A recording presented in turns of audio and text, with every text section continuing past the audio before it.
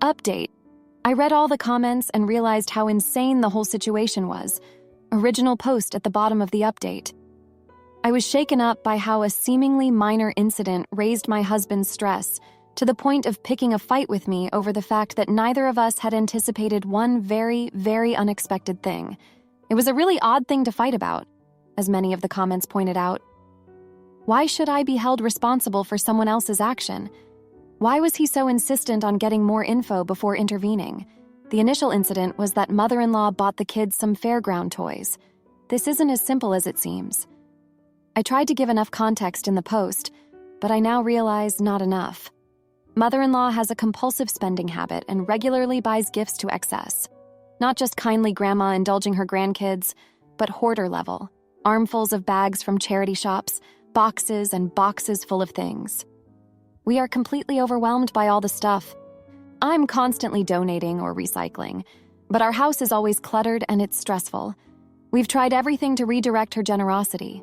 Boundaries, limits, talking, agreeing, allowed categories, experiences instead of things. Anything she buys stays at her house, one in, one out. Nothing works. She keeps showing up with stuff and then fights us about it. And she has no income and very little money. She will soon be dependent on us.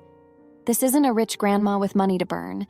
And my husband has climate anxiety, worried about waste, microplastics, etc. We aren't perfect, but try our best to be relatively eco in other areas of life. For outings with the kids, we all agree beforehand what mother-in-law can buy them.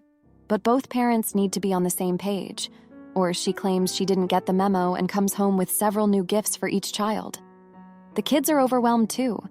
Too many toys to keep up with. Although they help decide what to donate, it's confusing why Grandma does this, even though she's been asked not to. Then she criticizes them bitterly for being spoiled with too many toys, yet she's the one buying all the junk. At the fairground, she said she forgot her wallet and had no way to pay. So that day, I had not pre-agreed any gifts with her. I saw no need. When my husband joined us later, he knew she had forgotten her wallet, but didn't know if she and I had agreed anything further about spending. So when he saw her get out the Apple Pay, which we had never seen her use before, but without any background knowledge on what we might have negotiated, he panicked. He didn't want to jump in and stop her, because if we contradict each other, she ignores future requests and picks fights about how we can't even decide what we mean. But his panic, and the many comments pointing out this is not healthy, showed me how hyper-vigilant he has become around her. I realized he's suffering from a pathological anxiety about this whole thing. MIL's purchasing compulsion and the panic fight with me was not healthy or appropriate.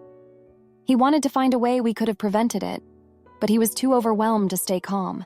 I decided to start treating it like he has an anxiety disorder, and that is really helping me to support him and myself without making myself wrong, which was the only previous conclusion. _______ original post. Forgive me, it's difficult to read because I was confused and emotional, and trying to get in under the character limit. People post here on their worst day, as the FAQs point out. OP. I went to a local fun fair with my kids and mother-in-law MIL. We decided to walk around looking at all the rides before deciding what to go on. Mother-in-law had forgotten her wallet, so it would be me buying any rides.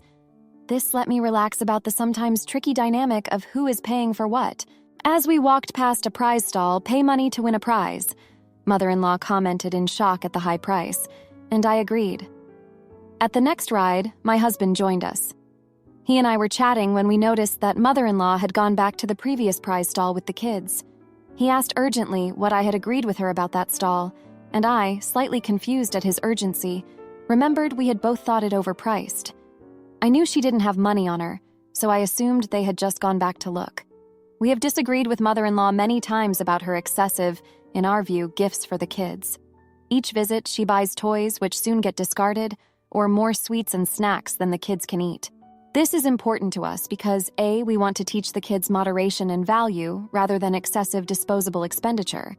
B, we are worried about the environment and the excess of toys contributes to landfill. C, while she has the right to use her money, the amount spent on this stuff feels wasteful when it could be used for more lasting things for the kids. Back to the fun fair. My husband insisted I tell him what I had agreed with mother-in-law. We hadn't agreed on anything, I told him. We agreed it was priced too high. I then noticed she had taken out her phone to pay using her contactless payment. Husband said he didn't want her buying it, and I said he should go tell her. He insisted he didn't want to do that before finding out what I had agreed with her. I told him if he could see what was happening, he should go and stop her. By now it was finished, and I said, look, it's done now.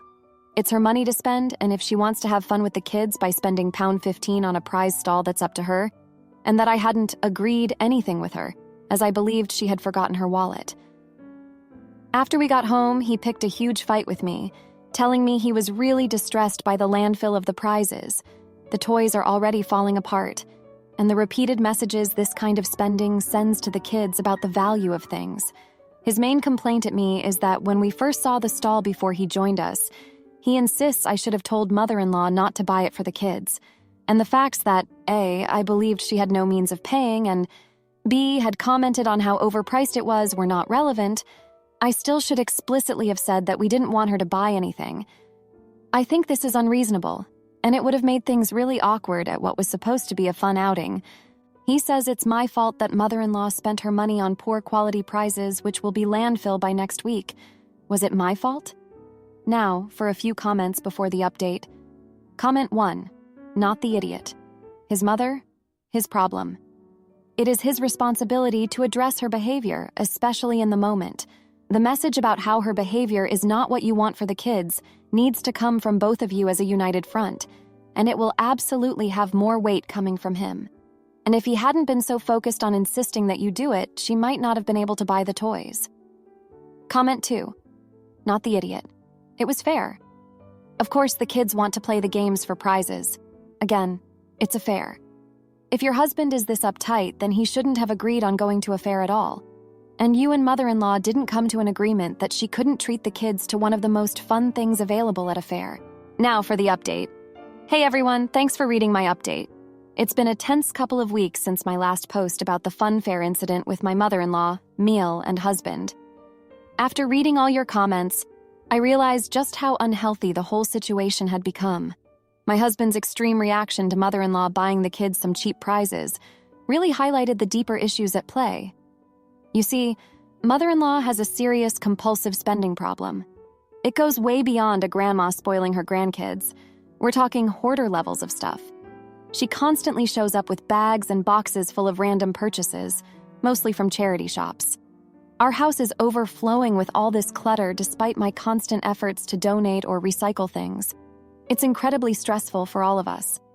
We've tried setting boundaries and limits, redirecting her to experiences instead of physical gifts, having things stay at her place, you name it, but nothing seems to work. Nothing.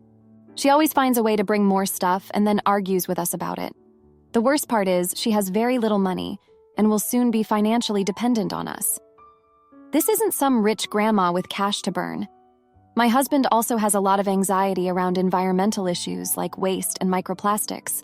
While we aren't perfect, we do try to be eco-conscious in most areas of our lives, so this constant influx of cheap, disposable toys really stresses him out. Usually we agree beforehand on what mother-in-law can buy the kids when we go out together, but that day at the fair, she had forgotten her wallet, so I figured there was no need to discuss it. I had no idea she would whip out Apple Pay, which we'd never seen her use before. When my husband arrived and saw her buying stuff without knowing if she and I had agreed to it, he panicked. He was afraid to intervene directly because if we contradict each other in front of her, she uses it as an excuse to ignore our requests later and pick fights. But his extreme reaction made me realize how hyper-vigilant and anxious he's become about the whole situation. The kids are confused and overwhelmed too. They have way more toys than they can keep up with. We involve them in deciding what to donate, but it's hard for them to understand why Grandma keeps doing this against our wishes and then criticizes them for being spoiled. After a lot of reflection, I've decided to start approaching this like my husband has developed an anxiety disorder around mother-in-law's compulsive spending. Reframing it this way is helping me support him better without feeling like I'm wrong for not preventing every single purchase. I've been encouraging him to talk to a therapist to develop some coping strategies. We're also working on more proactive communication with each other and being a united front. If one of us is caught off guard, we've agreed to check in privately before engaging with mother-in-law to avoid mixed messages. As for mother-in-law, We sat down with her again and very firmly explained that her excessive spending is damaging her relationships with us and the grandkids. We said if she keeps it up, we'll have to limit her unsupervised time with them. She got defensive, but seemed to take it more seriously this time. Fingers crossed. Looking back, I can see how my husband and I let things build up to a boiling point. We were so busy trying to manage mother-in-law that we neglected our own communication and emotional needs. It's going to be a long road to undo those patterns, but I feel hopeful that we're finally on the right track. Thanks again for all your support and advice. Writing it all out has been so therapeutic. Until next time. Am I the idiot for ignoring a complaining passenger after being moved for my toddler's comfort on a plane? Throwaway. English is not my main language. Apologies for the mistakes. I, 31 years old female, was traveling today with my 19-month-old son on a plane for a 3-hour flight. My son, being under 2, has to sit on my lap. I also had a big backpack with all the necessities that I keep on the floor and easily accessible. It can get crowded fast, but it's just how it is when you travel alone with a young child. I got assigned a random seat, 12C, at check-in and ended up being in a row with no other empty seat. Although I appreciate it when there is an empty seat next to me as it greatly improves our flight experience. It's not an expectation I have, and I never ask for it at check-in. Once the boarding was completed, but before takeoff, a flight attendant came to me and offered to move us 3 rows up, 9C, because there were 2 available seats, and that they usually try to accommodate people with young infants.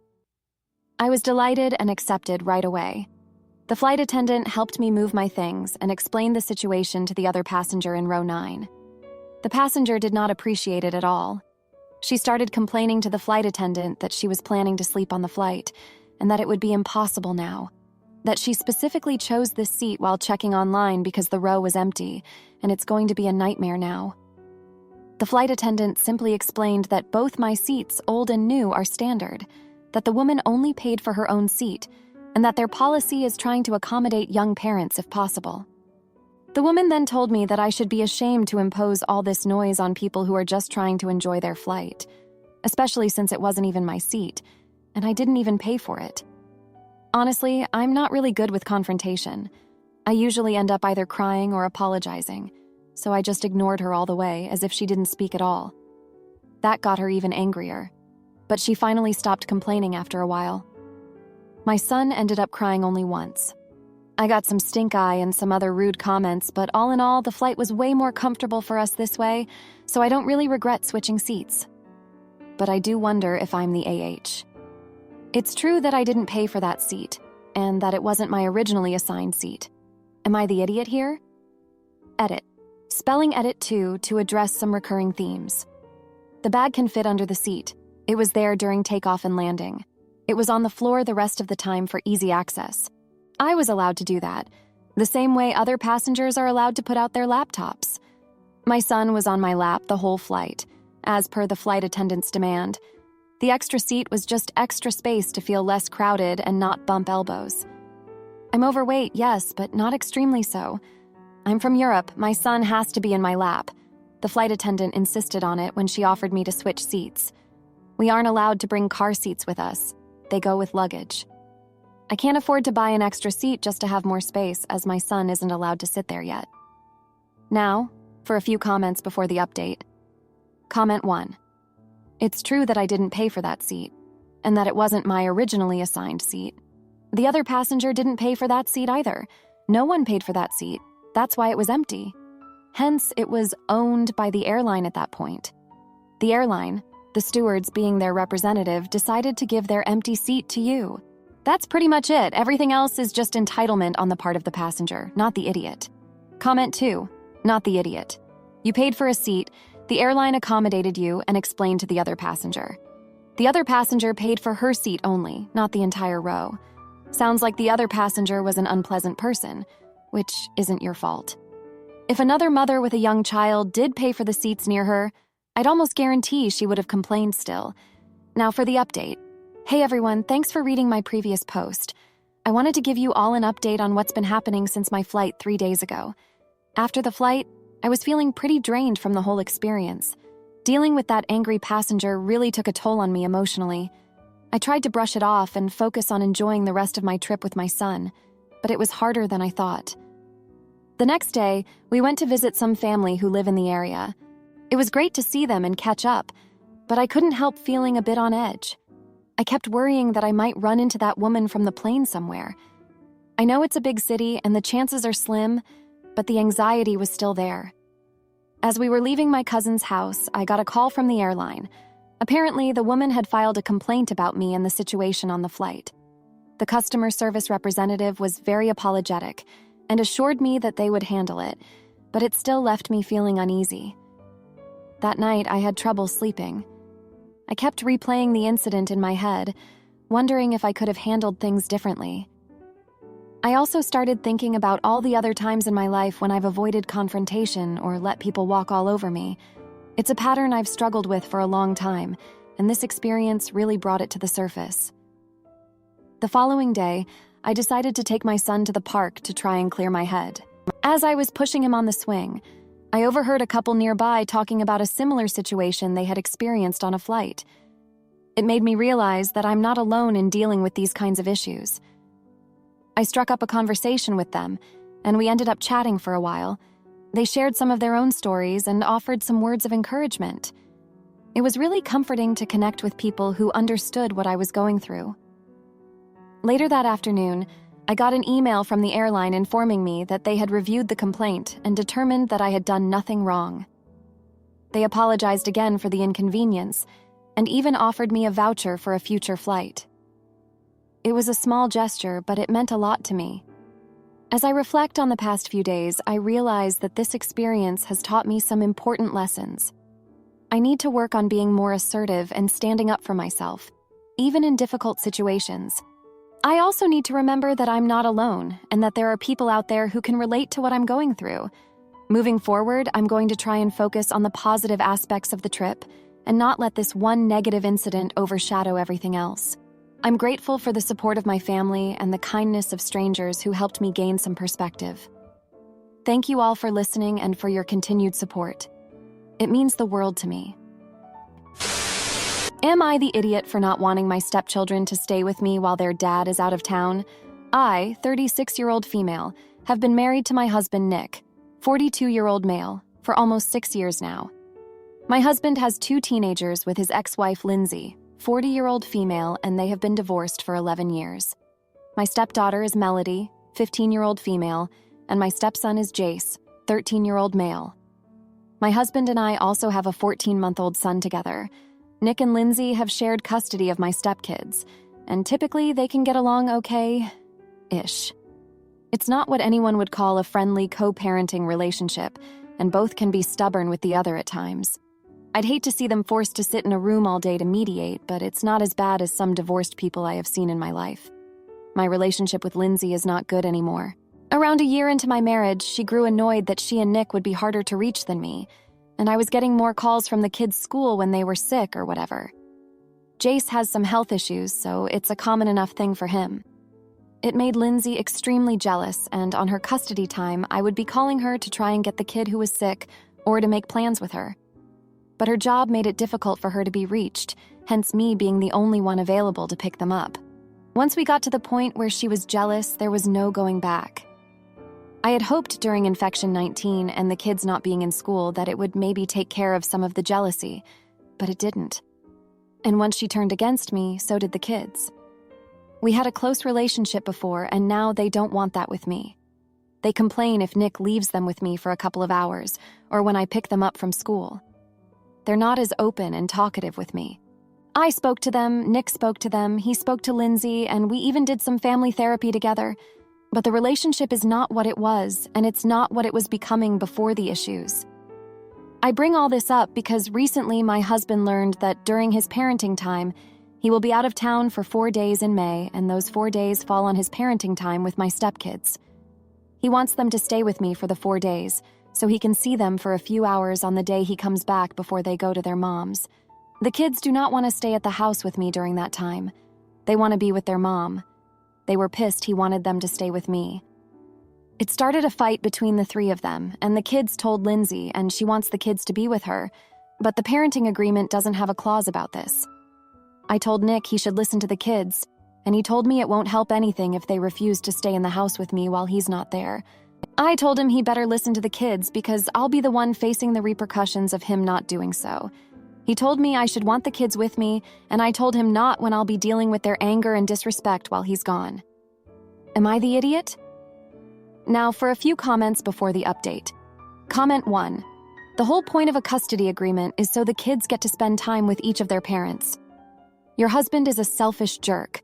How often during your own custody times does he actually have one-on-one time with the kids? Or does he absolutely insist you all have to do things together as a family? Not the idiot for wanting to do what's best for the kids, but I'm worried there's a whole dynamic you're oblivious to that's been tainting the kids' perception of their time with you. And it's not just their mother. If dad doesn't care enough to actually spend time with his kids and leaves the parenting to someone else, little wonder they don't want to come over as much. Comment 2. At the risk of being a jerk, I highly recommend having yourself removed from the school's contact list as well. You've been doing mom and dad favors all these years, and it has gone unappreciated. Sure, it sucks for the kids to be stuck at school when they are unwell, but they and their parents are old enough to know that behavior has consequences. Let the parents figure their own shootout while you focus on your baby. Now, for the update. Hey everyone, thanks for reading my update. It's been a week since I posted about the situation with my husband Nick, his ex-wife Lindsay, and my stepkids Melody and Jace. A lot has happened since then, and I feel like I'm at a crossroads. The day after I posted, Nick sat down with the kids again to try and convince them to stay with me while he's out of town. It didn't go well. Melody got really upset and started crying, saying that she just wanted to be with her mom and that she didn't understand why Nick was forcing her to stay with me. Jace, who's usually more reserved, also got angry and said that he'd rather stay home alone than be with me. Nick was taken aback by their reactions and tried to reason with them, but they wouldn't budge. Eventually, he gave up and told them that he'd think about it. Later that night, he came to me and said that maybe I was right and that he should listen to the kids. I could tell it was hard for him to admit that, but I appreciated his willingness to reconsider. The next day, Nick called Lindsay to discuss the situation. I wasn't privy to the conversation, but from what I could gather, it didn't go well. Lindsay was adamant that the kids should stay with her, and she accused Nick of putting his own needs before the kids. Nick tried to explain that he just wanted to spend some time with them before they went to their moms, but Lindsay wasn't having it. After the call, Nick was visibly upset. He told me that he felt like he was stuck with a difficult choice. On one hand, he didn't want to force the kids to stay with me if they were so against it. On the other hand, he felt like Lindsay was using the situation to get more time with the kids and to undermine his authority as a parent. I tried to be supportive and understanding, but I could feel my own frustration growing.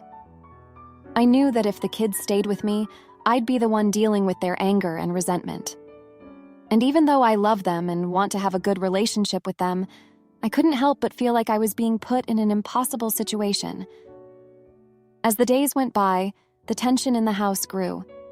Nick was stressed out and short-tempered, and the kids were sullen and withdrawn. I tried to keep things as normal as possible for our 14-month-old son, but it was hard to shield him from the tension. Finally, the day before Nick was supposed to leave, he sat down with the kids again. This time, he took a different approach. Instead of trying to convince them to stay with me, he asked them what they wanted to do. Melody said that she wanted to stay with her mom, and Jace said that he wanted to go with her. Nick looked defeated, but he nodded and said that he understood. He told them that he loved them and that he wanted them to be happy, even if it meant not seeing them for a few extra days. The kids seemed surprised by his response, but they also looked relieved. Later that night, Nick came to me and apologized for putting me in such a difficult position.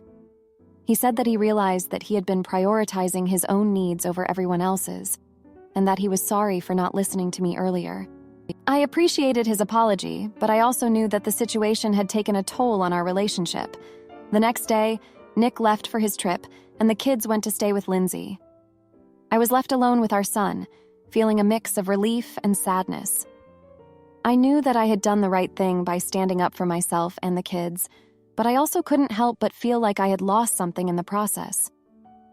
Looking back, I realized that this situation was a culmination of years of tension and resentment between Nick, Lindsay, and myself. Lindsay's jealousy of my relationship with the kids had been simmering for a long time, and the pandemic had only made things worse.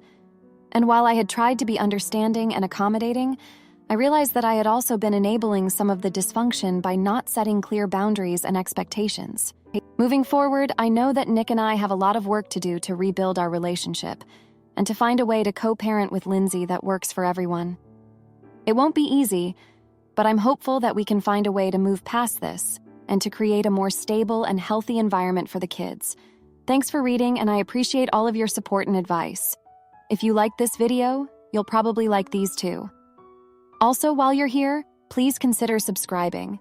It's your support that keeps this channel alive and allows me to make better and longer videos. Have a great day.